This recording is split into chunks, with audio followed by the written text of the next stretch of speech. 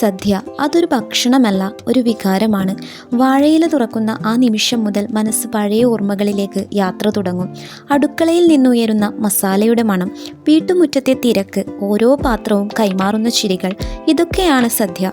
ചോറ് വിളമ്പുമ്പോൾ അമ്മ ചോദിക്കുന്ന ചോദ്യം, കുറച്ചുകൂടി വേണോ? അത് വെറുമൊരു ചോദ്യമല്ല, സ്നേഹത്തിൻ്റെ ശബ്ദമാണ്. അവിയലും തോരനും കാളനും ഓരോന്നിനും ഓരോ രുചി, പക്ഷേ എല്ലാം ചേർന്നാൽ ഒരേ സന്തോഷം. ഒരേ വാഴയിലേക്ക് ചുറ്റുമിരുന്ന് ഒരേ ഭക്ഷണം കഴിക്കുമ്പോൾ അവിടെ ആരും വലുതോ ചെറുതോ അല്ല, എല്ലാവരും ഒരുപോലെ. പപ്പടത്തിൻ്റെ ശബ്ദം, പായസത്തിൻ്റെ മധുരം, കൈകൊണ്ട് കഴിക്കുന്നതിൻ്റെ സന്തോഷം, ഇതെല്ലാം ചേർന്നാൽ സദ്യ ഒരനുഭവമാകുന്നു.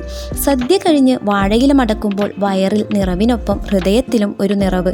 അതെ, സദ്യ ഒരു നാടിൻ്റെ സംസ്കാരം, ഒരു വീടിൻ്റെ സ്നേഹം, തലമുറകളിലൂടെ പകരുന്ന ഒരു മനോഹരമായ വികാരം. ഇതായിരുന്നു സദ്യ. നിങ്ങളുടെ ഓർമ്മകളിലെ സദ്യ എങ്ങനെയായിരുന്നു? കമൻറ്റിൽ പറയണേ.